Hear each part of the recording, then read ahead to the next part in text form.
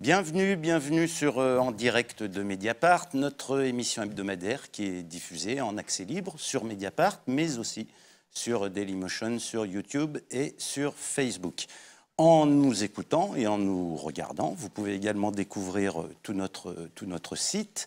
Et puis, vous pouvez bénéficier des offres d'abonnement à partir d'€1. 1 euro pour découvrir Mediapart pendant 15 jours et puis 11 euros par mois pour soutenir et lire une presse totalement indépendante et totalement participative. Alors, le participatif, ça va être le thème de cette soirée de discussion. Et cette idée nous est venue de deux alertes. Une première alerte, c'est un certain nombre de sites d'information en Europe, mais aux États-Unis, déjà depuis quelques années, qui ont décidé de fermer leurs espaces de commentaires, de fermer tous ces lieux de participation des lecteurs, là où pouvaient se nouer des dialogues entre lecteurs, mais aussi des dialogues entre journalistes et lecteurs.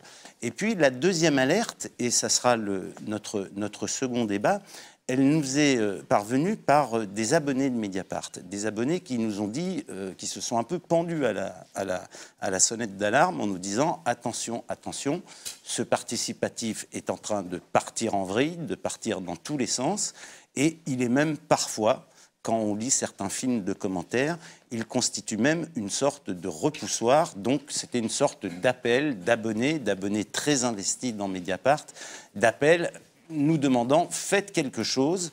Quoi faire, c'est compliqué, mais on va justement en parler.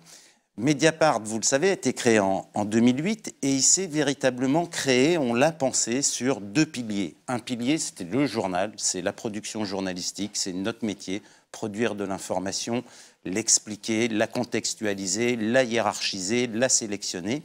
Et puis, il y avait un deuxième pilier, et il y a toujours un deuxième pilier, c'est le club de Mediapart. C'était cette volonté d'ouvrir en permanence un espace de participation à nos lecteurs. Et un espace de participation qui puisse se faire en écho avec le journal, qui puisse se faire en écho avec le travail des journalistes. Alors, sous deux formes.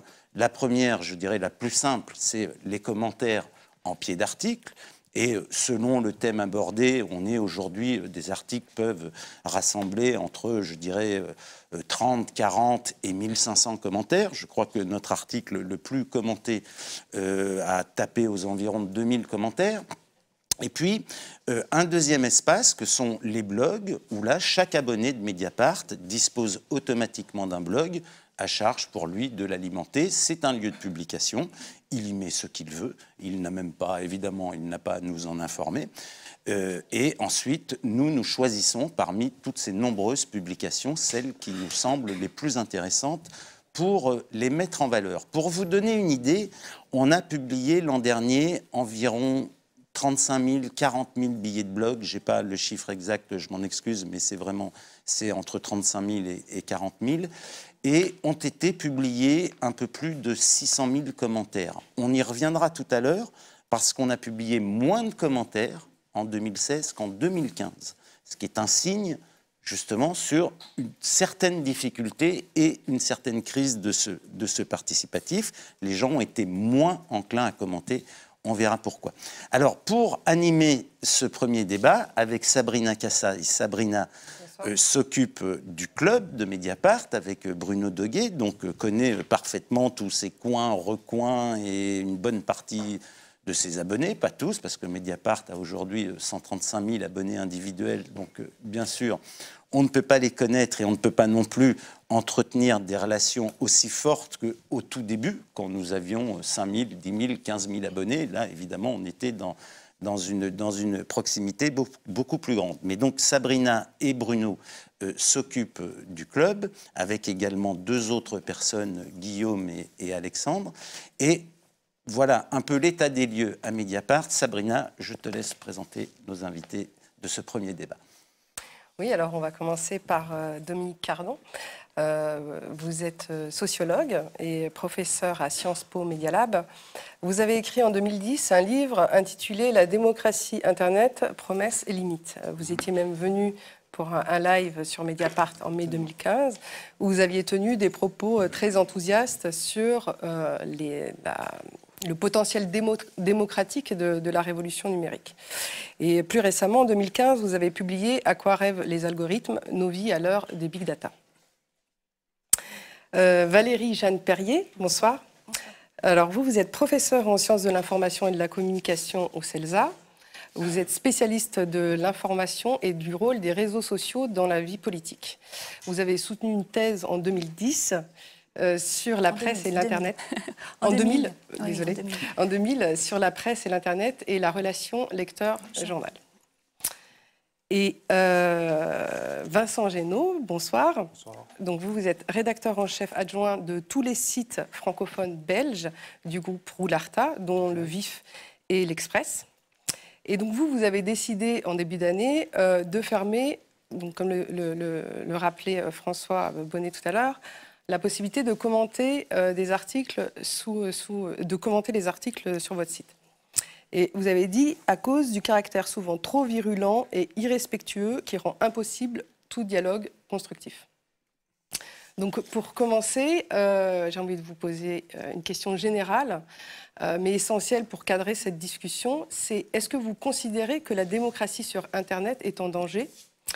Et quelles sont les raisons de cette crise d'après vous? Donc et je vous propose, Dominique Cardon, de commencer, puis on fera un tour de table.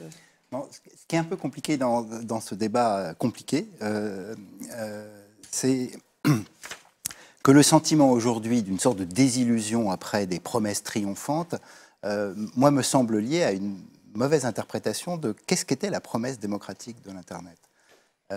Si la promesse démocratique de l'Internet était de démocratiser la démocratie participative, celle du centre, des très visibles, et donc des médias, à travers un débat public dans lequel la société expressive allait discuter avec les grands, les puissants, les journalistes de façon argumentée, raisonnée, avec des individus en costume, parlant correctement, de façon argumentée, etc., pour organiser une sorte de débat citoyen qui tout d'un coup allait éclairer la démocratie de cette aération citoyenne qui leur a été donnée. Évidemment, on ne pouvait être que déçu. Moi, ce que je cherchais à dire en 2010 dans la démocratie Internet, c'est que c'est autre chose que cette idée de renouveler la démocratie, je veux dire, du centre. Hein. Et là, il faut mettre les médias dans le centre. Internet, au fond, ça reste un outil de la conversation ordinaire, ça reste un outil de la mise en relation des individus. Et donc, une grande partie de l'expressivité d'Internet, elle se joue dans des petites conversations. Et ces petites conversations, du coup, elles se sont, et c'est peut-être une des raisons d'ailleurs, elles se déplacent beaucoup. On voit d'ailleurs même pour les médias centraux, elles se déplacent beaucoup sur Facebook. Et on pourrait dire que cette désillusion qu'on connaît aujourd'hui, c'est une sorte de crise morphologique de la réussite d'Internet. C'est-à-dire qu'au début, on avait des petits publics, et ces petits publics, effectivement, ils entraient bien dans le cercle, le club des gens qui entraient dans cet espace argumentatif.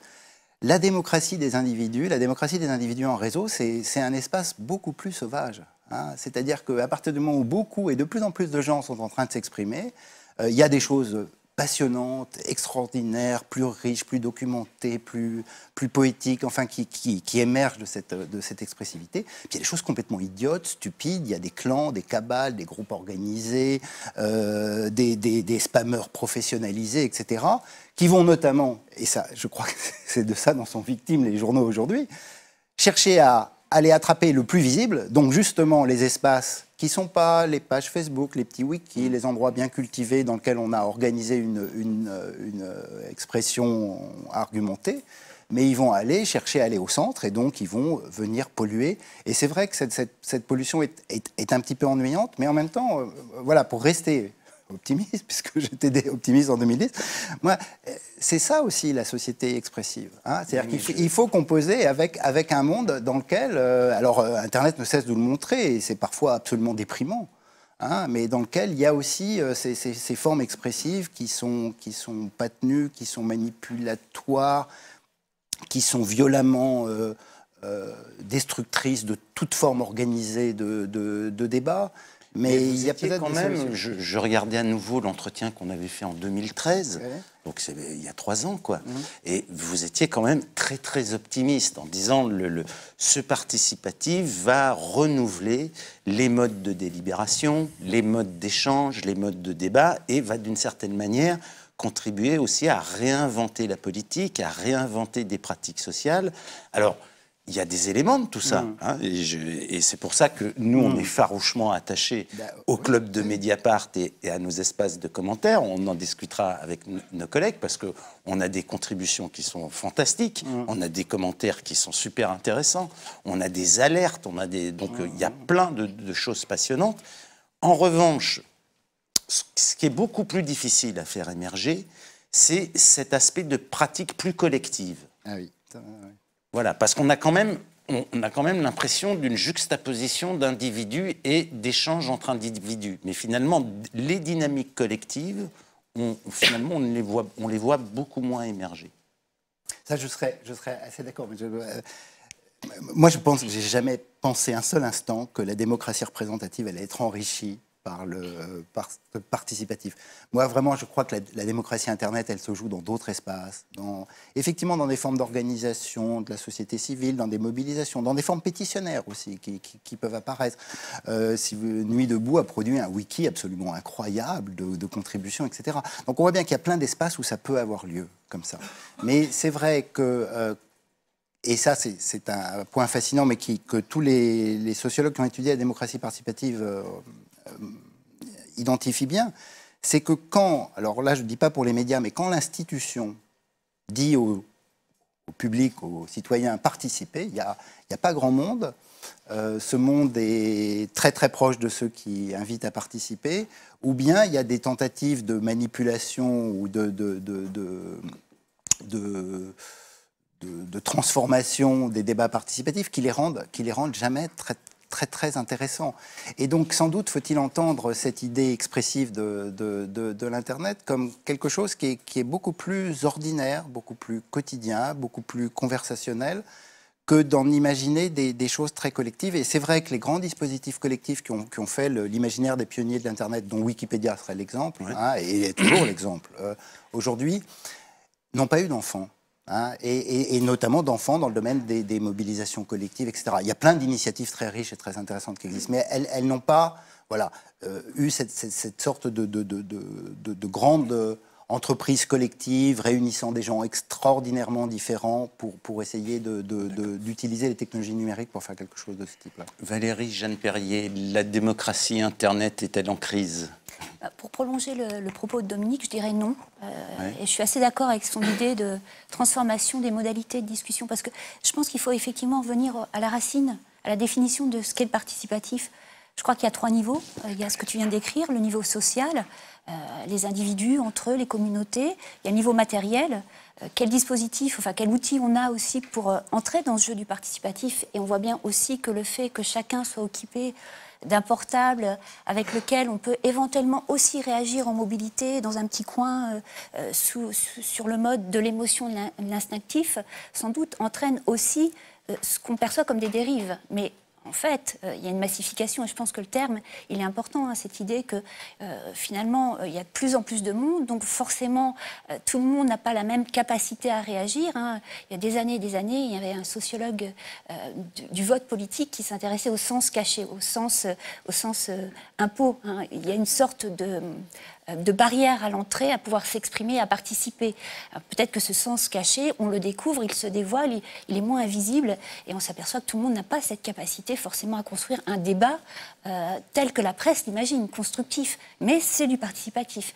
Puis un dernier niveau, qui est le niveau du dispositif, des dispositifs. C'est vrai que derrière un blog, on a un cadre assez large qui nous invite à longuement quand même à essayer de construire quelque chose, alors que sur d'autres espaces, le dispositif incite à une écriture peut-être plus rapide, plus incisive, plus réactive. Et donc, nécessairement, l'individu face à un cadre où on voit ce curseur qui bat comme un cœur et qui nous incite à réagir, forcément, ça nous met au pied du mur de l'écriture et de la parole écrite qui est forcément peut-être moins réfléchie, moins posée. C'est compliqué d'écrire. c'est compliqué d'écrire et ça s'apprend. Et je pense aussi que c'est peut-être une dimension que cette génération qui arrive dans le participatif avec des outils qui sont plus réactifs n'a pas forcément cette culture de la charte. Par exemple, sur Mediapart, quand on rentre dans le jeu de la participation, on s'engage à normalement signer une charte. On peut la signer, à la respecter, voilà. Mais bon, une fois qu'on l'a signée, on peut vite l'oublier. Je pense qu'on n'a pas forcément, dans les nouveaux arrivant dans le participatif, cette culture du respect, de l'engagement qu'on a quand même à un moment donné signé. Et alors, du coup, je n'ai pas bien compris. Il y a donc ce nouveau contexte, cette massification, cette vitesse, cette nouvelle façon de communiquer. Mais du coup, d'après vous, est-ce qu'il y a une crise ou non de la démocratie sur Internet ? Une crise, ça signifierait que le système s'écroule et que les dispositifs sont mauvais, qu'il n'y a plus de solution, que les individus sont irrécupérables. Peut-être qu'on est dans une phase de mutation. Moi, je pense qu'il faut peut-être voir les choses. Cette histoire du participatif est là maintenant 15 ans. Je me souviens avoir participé pour ma thèse à la mise en place d'un questionnaire pour justement comprendre les usages sur un site internet d'un mensuel. Les réponses étaient extrêmement construites, c'était il y a 10 ans. Les gens écrivaient comme ils écrivaient sur le papier quand ils écrivent au journal. Alors bien sûr, quand on écrit au journal, on peut aussi l'insulter avec une lettre anonyme. Mais on sentait comme une sorte de respect vis-à-vis du dispositif d'innovation dans lequel on voulait rentrer. Et puis cette logique-là, elle s'est peut-être un peu atténuée avec les blogs, qui ont été la seconde génération, où là, on s'est peut-être un peu plus lâché, on s'est un peu plus accoutumé à l'idée d'une expression facilitée. Et puis on est peut-être dans une troisième phase, où là, c'est la parole. L'écriture s'approche de plus en plus d'une certaine forme d'oralité. Et d'ailleurs, la preuve, c'est que quand maintenant on a des dispositifs de live, on voit des réactions qui sont immédiates, qui sont vraiment de l'ordre de la sensation, de l'émotion. Et très vite, les lives vont aussi refermer la parole. Les dispositifs médiatiques, de toute façon, sont toujours des espaces où on mime l'idée que la parole serait libre, mais qu'on va toujours bien refermer, bien encadrer. Pas sur Mediapart. Et ça nous est du reste parfois reproché, parce que c'est vrai que nous, le choix qu'on avait fait, c'était vraiment de créer des espaces de free speech. Et quand on lit notre charte de modération, c'est une modération. D'abord, il n'y a pas de modération a posteriori. On le fait... a priori, pardon. On le fait, Sabrina et Bruno le font a posteriori et sur des systèmes d'alerte, ce que nous impose du reste de la loi. Mais c'est vrai qu'on est dans une charte de modération extrêmement légère, où je dirais seul tout ce qui est violation de la loi est interdit.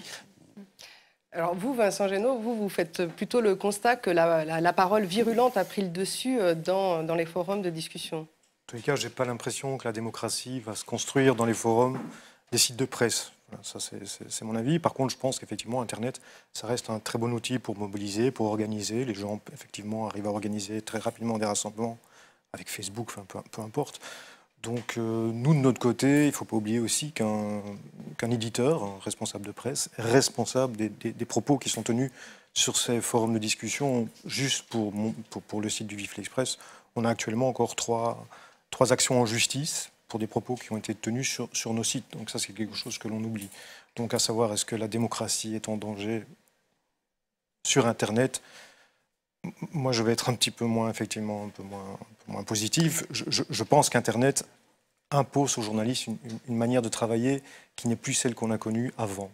Et on est en train de courir derrière des scoops, on est en train de courir derrière des buzz. Et les papiers qui sont mis en avant, les articles qui sont mis en avant ne sont peut-être pas les articles les plus intéressants pour la démocratie. Et je pense malheureusement que les modèles économiques de la presse en ligne ne sont pas encore stables. Et il y a un réel risque d'aller vers une info très cheap.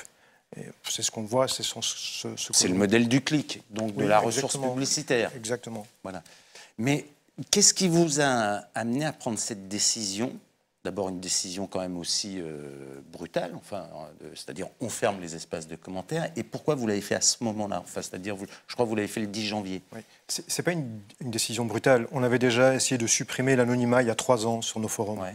Donc on s'est rendu compte que les gens créaient des fausses fiches et on courait derrière les fausses fiches. Donc effectivement, après 3 ans de tests, On a aussi essayé de modérer avec des sociétés extérieures. Ça coûte quand même pas mal d'argent. Donc après 3 ans, on a décidé de couper parce qu'on estime que ce qui s'échange sur les forums de discussion en dessous de nos articles, je dis bien en dessous de nos articles, n'est absolument pas intéressant pour faire avancer correctement un débat démocratique.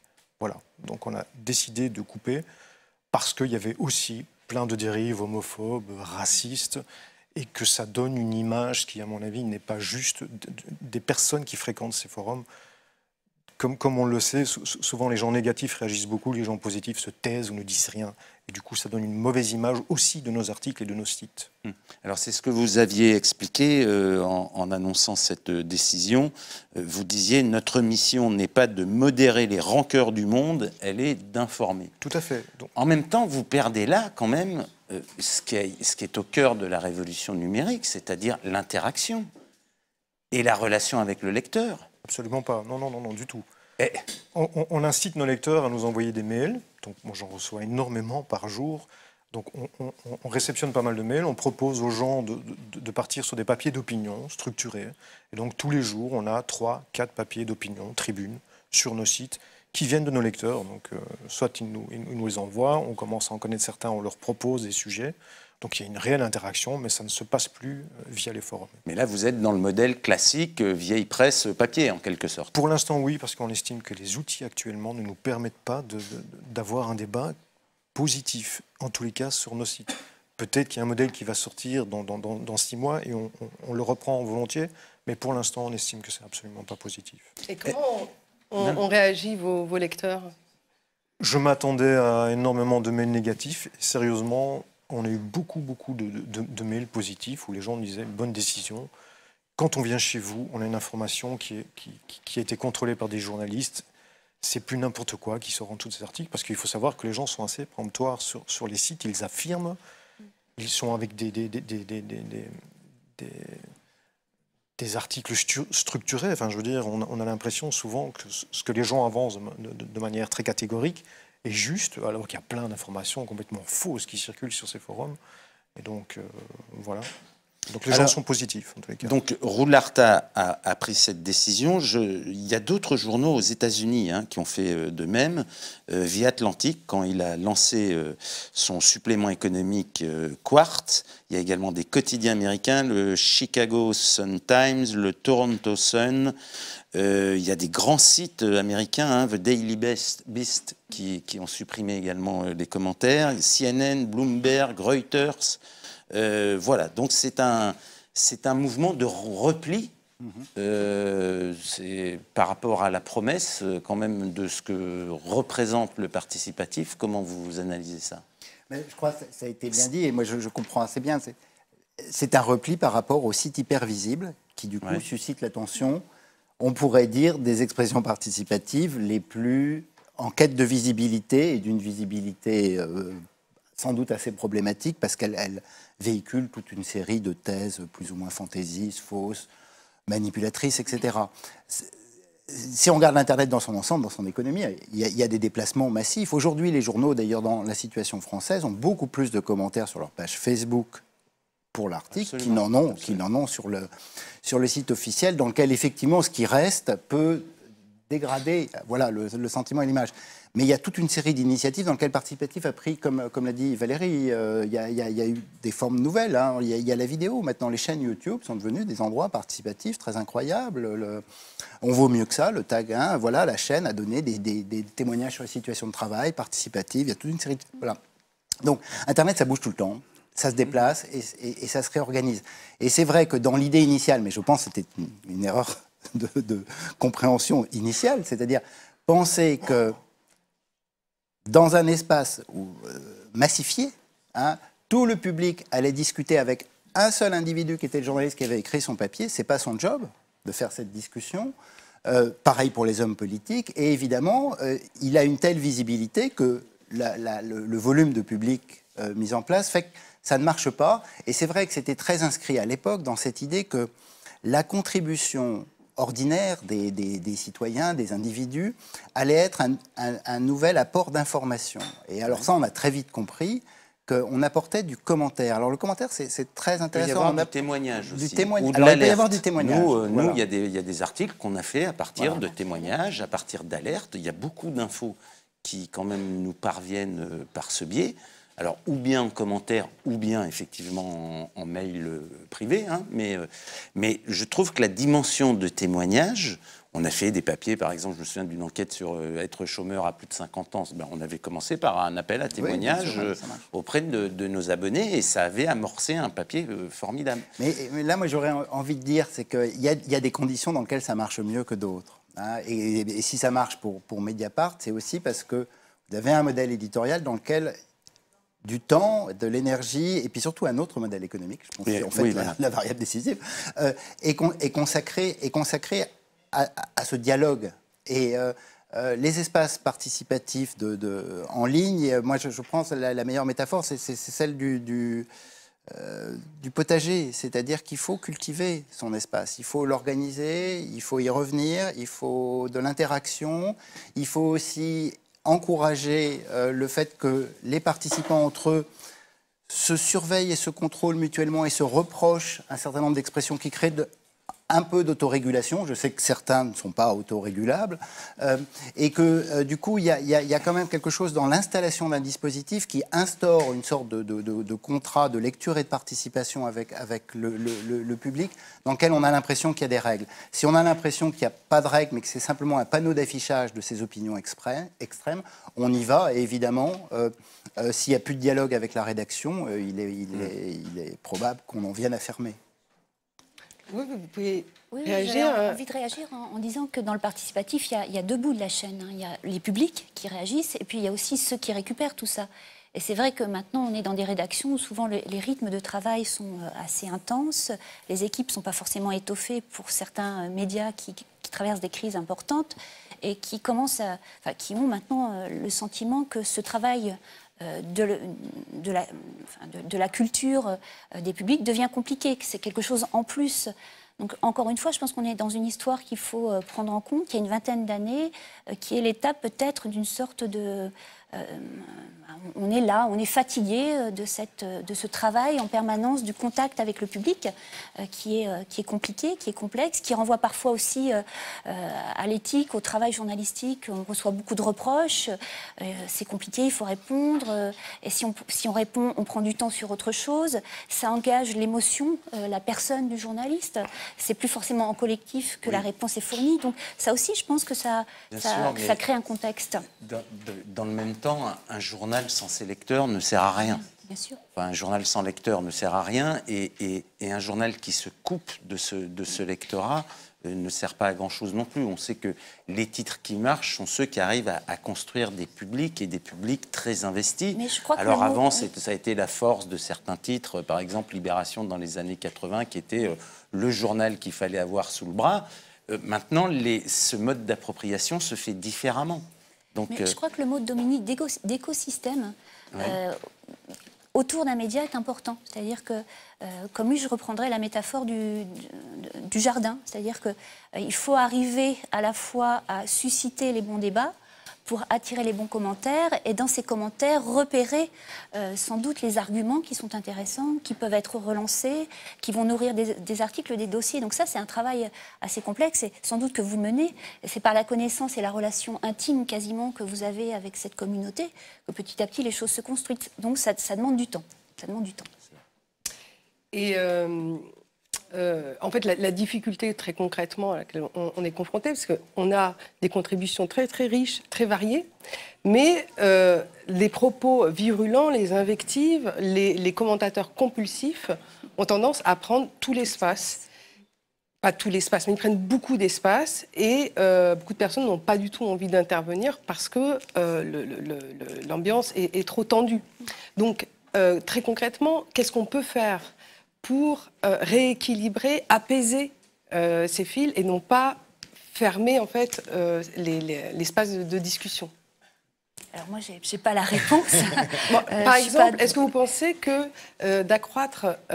d'alourdir les sanctions à l'égard de ce qu'on appelle les trolls, c'est-à-dire les gens qui viennent envenimer les discussions ou les détourner, ça peut être une bonne solution. Alors, c'est la solution que les grands groupes, les grandes plateformes dites de réseau social, type Facebook, Twitter, sont en train de mettre en place. C'est-à-dire que la sanction n'est pas visible directement, mais on va masquer des fils, ceux qu'on commence à repérer et qui sont toujours dans cette posture un peu violente, menaçante. Donc, l'exclusion se fait par le masquage, la discrétion. Donc ça me semble être une mesure assez douce de rétorsion qui permet de retrouver peut-être un climat plus serein au sein des espaces de débat.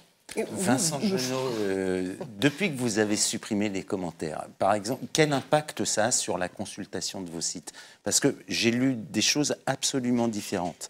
Certains sites qui disent on a plus de visites. D'autres qui disent non, on a perdu toute une partie des visites, justement, de ces fameux commentateurs compulsifs qui venaient finalement pas vraiment pour lire, qui venaient d'abord pour commenter. Nous, on constate aussi parfois que le papier est à peine mis en ligne qu'il y a déjà un commentaire. La personne, matériellement, n'a pas eu le temps de le lire, c'est impossible, mais elle l'a déjà commenté. Donc, quel effet ça a eu? J'ai du mal à répondre à cette question parce que c'est très récent. Donc, on a coupé le 10 janvier. Il se trouve qu'entre-temps, on a sorti une affaire en Belgique sur le Parti socialiste qui a fait tout un montage en Wallonie. Et on était à la base de l'affaire, donc on a eu énormément de gens qui sont venus. Donc pour l'instant, on a gagné des lecteurs par rapport au mois de décembre, au mois de... Donc je ne sais pas vous dire, mais pour l'instant, on n'a strictement rien perdu, que du contraire. On a même gagné. Est-ce que vos journalistes ont été contents de cette décision? Oui, sérieusement. Pourquoi? Tous les journalistes ont été contents parce qu'ils avaient vraiment l'impression que tous les commentaires haineux, racistes en dessous de leurs articles polluaient leurs articles. Voilà. Mais ça, ils n'étaient pas supprimés, ces commentaires? Ils étaient supprimés, mais donc nous, on supprimait les commentaires après qu'ils aient été postés. Ouais. Donc ça restait toujours en ligne quelques temps et on était régulièrement débordés d'ailleurs. Et est-ce que vous pensez que la sanction a une vertu pédagogique? Je ne pense pas. Sérieusement, je ne pense pas. Comment vous voulez sanctionner un internaute? Alors vous allez peut-être privilégier à ce moment-là les gens qui sont super doués en informatique et qui arriveront toujours à contourner les sanctions. Enfin, je veux dire, il y a plein de gens qui savent maîtriser les pare-feux, enfin, les systèmes d'anonymat, et qui vont toujours contourner ça et qui arriveront toujours à s'exprimer. Donc je ne vois pas quelle sanction on peut mettre, si ce n'est une sanction réelle. C'est-à-dire, vous tenez un propos raciste, vous en êtes responsable et on va vous poursuivre. Quand je vous disais, nous, on a encore trois actions en justice actuellement où on a dû fournir les adresses IP des gens qui avaient posté sur nos forums. Pour commenter, il faut s'inscrire il fallait s'inscrire sur votre site, laisser un mail et prendre un identifiant, un pseudonyme ou... Tout à fait. Voilà. Et quand on a coupé l'anonymat, on demandait aux gens de mettre leurs coordonnées réelles. Bien entendu, on s'est rapidement rendu compte que les gens ne le faisaient pas. Donc, mais bon, maintenant, il y a toute une série de systèmes qui permettent de récupérer les adresses IP des commentaires. Mais bon, je vous le dis encore une fois, les gens qui maîtrisent bien la technologie arrivent à passer outre. Donc au final, c'est les gens qui maîtrisent très peu qui se font toujours attraper. Donc on parlait de démocratie. Au niveau Internet, on n'est pas du tout égaux. Oui, mais on est dans un débat public. Si on ne parle pas de démocratie, on parlait aussi de débat public. Quel type de nouvel espace de débat public on peut construire? Et là, vous pensez que c'est peine perdue, que ce débat public sera de toute façon détruit par les différents trolls ou...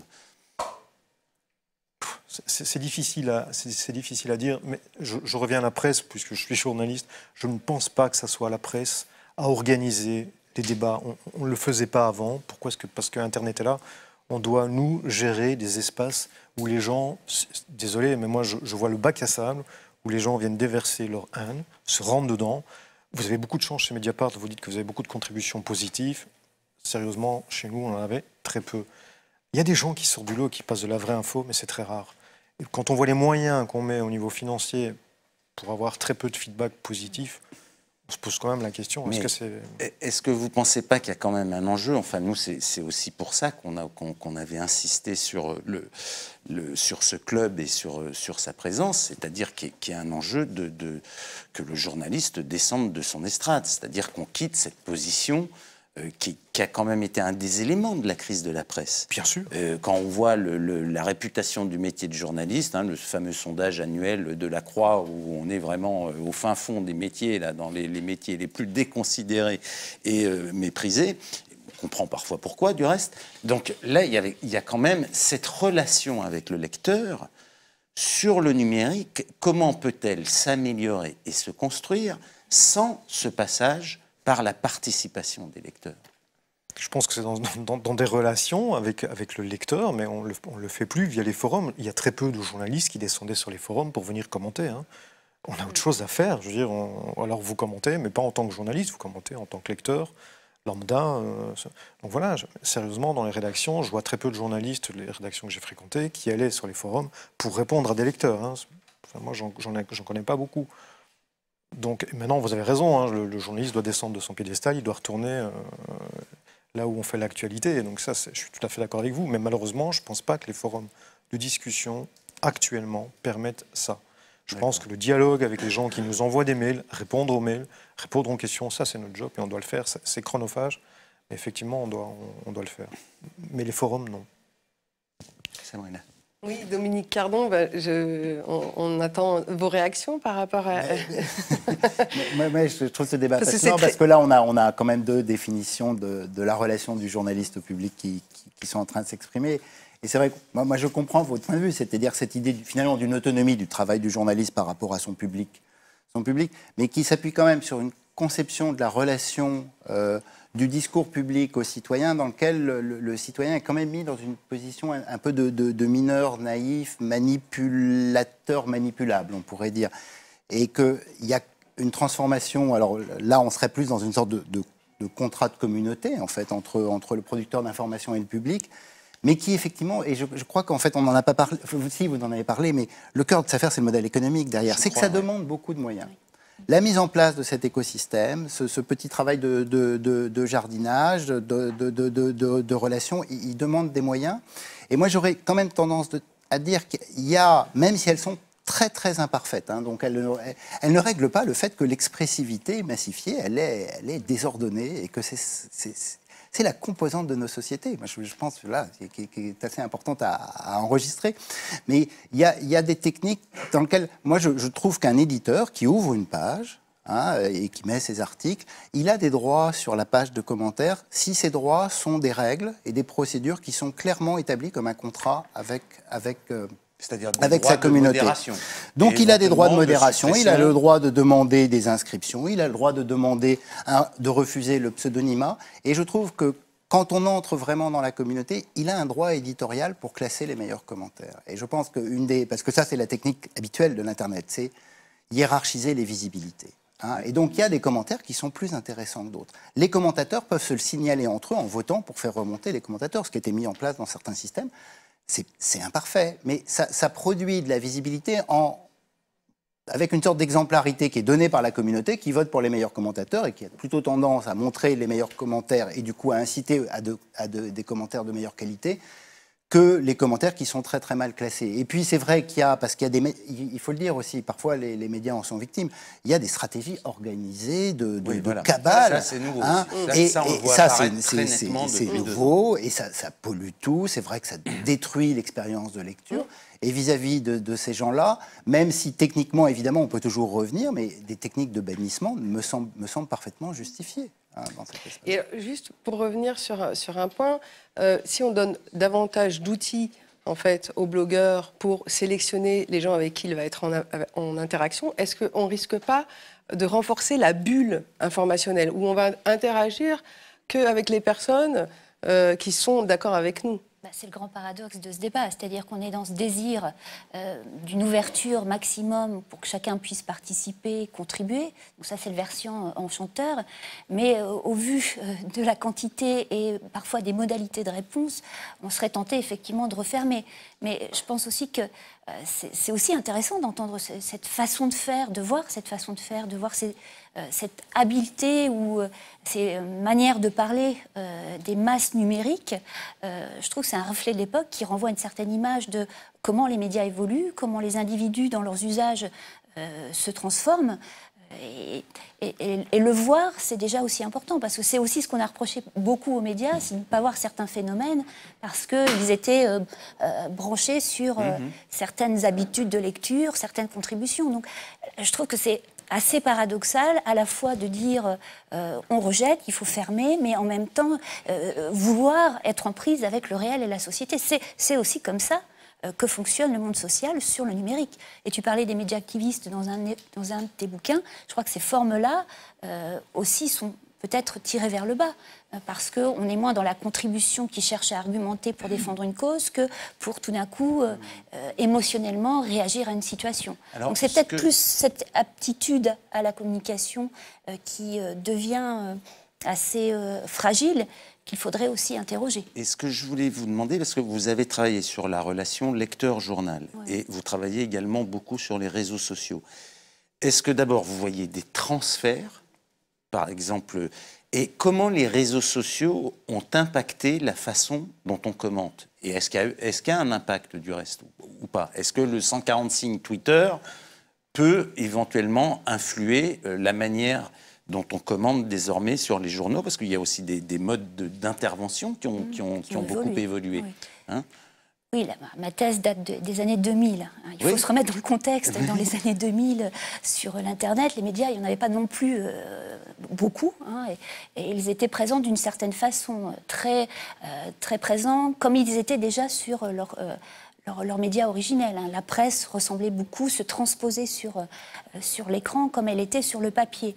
Donc forcément, la manière d'interagir avec le public et le public de contribuer à la participation du débat était très normée, très marquée par les habitudes qui précédaient.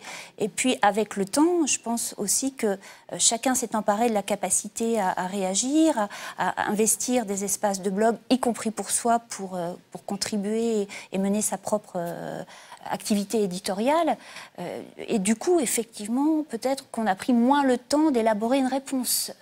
Et les réseaux sociaux sont arrivés dans les années 2006-2007 et effectivement ont rendu sans doute encore plus rapide la capacité des individus à réagir vite, de manière synthétique et avec une tournure très particulière. Notamment, je pense à Twitter en France, où souvent on est dans ce ton un peu très décalé, on se moque facilement, on cherche le bon mot, la bonne blague, on se met en valeur, on est un peu là dans des joutes verbales qui sont très très particulières et qui n'ont Ce qui est beaucoup moins le cas sur Facebook. Voilà. C'est un autre type d'écriture. Voilà. Sur Mais Facebook. je pense que le dispositif a sa part de contribution. Sur Facebook, on a un cadre plus large, on est dans un flux, on voit la conversation un peu comme... On l'a oublié aussi, dans les forums, on voyait les liens s'afficher et on se sentait tenu de respecter ce fil de contribution. On retrouve ça un peu sur Facebook, mais avec la dimension très individualisée. Parce qu'il ne faut pas oublier qu'il y a la notion de profil qui s'est immiscée et qui est très très forte. C'est moi qui parle et je te parle à toi et je peux oublier la communauté autour. Donc ça, je pense qu'il y a des effets de halo qui sont très très forts et qui viennent masquer la logique du débat. Vincent Genot, on parlait tout à l'heure du modèle économique. Est-ce qu'un modèle qui est le vôtre, et tous les modèles évidemment peuvent coexister sur Internet, et heureusement, c'est-à-dire qui est un modèle gratuit, c'est-à-dire tout publicitaire, et qui effectivement oblige à produire un certain type d'information, à être plutôt dans des sites de flux rapides, etc. Est-ce que ce modèle économique, bon, Mediapart, on a choisi un modèle inverse, qui est au contraire un modèle payant, sur des temps plus longs, avec d'autres types de hiérarchie, on n'est pas un site de flux, etc. Est-ce que ce modèle économique ne génère pas quasi mécaniquement ce type de commentaires? Est-ce qu'il n'y a pas un problème entre le modèle économique et le type de commentariat que vous allez avoir? Je ne sais pas si c'est au niveau des commentaires, mais en tous les cas, au niveau de la production de l'information, effectivement, ça a un impact. Et nous, on est revenus, on a fait marche arrière, donc maintenant, on est passé à un mixte, je dirais que 3/4 de nos articles dorénavant sont payants. Ça fait, que je ne dise pas de bêtises, ça fait 1 an et demi qu'on est passé sur ce modèle-là, et donc la part de publicité diminue. Donc on va rejoindre, à mon avis, le tout payant comme une grosse majorité des titres en Europe. Alors, est-ce que ça impacte les commentaires, qu'une partie des papiers soit ouvert? Probablement oui, puisque vous avez beaucoup plus de flux via ces articles qui sont ouverts et qui ne sont pas payants. À partir du moment où vous mettez un article payant, n'y ont accès que les gens qui ont déboursé une certaine somme d'argent, et je pense qu'effectivement, on ne perd pas son temps à ce moment-là, comme on a mis de l'argent, à dire n'importe quoi. Je pense aussi, c'est quelque chose qu'on n'a pas dit beaucoup, mais les gens s'écoutent beaucoup parler sur Internet. Tous les discours qu'ils tiennent, on a l'impression qu'ils se parlent à eux. C'est assez marrant. Il y avait aussi, par rapport à ce que vous venez de dire, sur Internet, en tous les cas, quand on voit les partages Facebook, vous avez certains papiers qui sont partagés 20 000, 30 000 fois, mais quand vous regardez les taux de lecture, c'est rien, c'est schnoll, c'est zéro. Les gens l'affichent simplement sur leur page Facebook. Voilà, c'est juste pour paraître. Mais au final, nous, ça ne nous ramène pas des lecteurs. Dominique Cardon, quel serait le titre du livre que vous aimeriez écrire et qui poursuivrait votre livre précédent, La démocratie Internet? Ah, ça, je ne sais pas. C'est très compliqué de trouver des titres. Mais moi, je renverrais quand même un peu ce débat à un livre d'un très grand auteur prestigieux qui est Jacques Rancière sur la haine de la démocratie. C'est-à-dire que dans ce débat, il y a quand même presque deux anthropologies ou deux conceptions de qu'est-ce que c'est qu'un citoyen aujourd'hui. Et c'est vrai que plein d'autres débats que ceux qu'on a évoqués aujourd'hui renvoient beaucoup dans cette idée que finalement, les citoyens, ils ont des biais cognitifs, ils sont manipulables, ils sont naïfs, ils ne s'expriment pas très bien et ils créent du désordre. Hein. Et puis, il y a une conception plus positive, même si elle est très problématique, qui est de dire qu'il y a, même dans ce désordre, il y a une forme de raison pratique qui est présente dans les interactions possibles entre les individus. Et c'est pour ça qu'il faut travailler sur ces écosystèmes de procédures dans lesquels on arrive à organiser des débats. Ils sont imparfaits, il y a de l'intolérance, il y a beaucoup de bruit, etc. Mais il y a aussi plein de choses qui s'y jouent. Hein, et je pense qu'il ne faut pas l'oublier, mais il ne faut pas le négliger.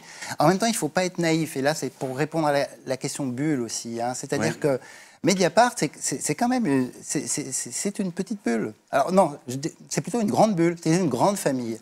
Mais si on continue à entretenir l'idée que la démocratie délibérative, avec cette conception idéalisée, parfaite du citoyen bien informé, qui est complètement abstrait et improbable, c'est-à-dire celui qui lirait Mediapart et Le Figaro tous les jours et puis qui discuterait de façon... Bon, ça n'existe pas, cette conception. On a tout ça en tête. Quand on veut pas de bulle, on voudrait que les individus soient des sortes d'êtres abstraits et aériens qui s'intéresseraient à tout, puis qui ensuite pèserait sur une balance les bons et les mauvais arguments. Bon, c'est pas ça la réalité sociologique du citoyen, c'est qu'on a des attachements. On a des attachements et du coup, on préfère discuter avec certaines personnes, etc. Et donc, il faut arriver à imaginer des écosystèmes dans lesquels on accepte cette idée que il y a une grande famille de la gauche, on voit, il suffit d'aller dans le club de Mediapart, qu'elle est très chamailleuse, c'est dans cette famille, mais effectivement, on a quand même le sentiment d'une famille. Et s'il y a le sentiment d'une famille, il y a le sentiment que les participants doivent aussi respecter les règles de la famille. Alors ils peuvent être très très méchants les uns vis-à-vis des autres, ils peuvent surtout être très hostiles à l'extérieur,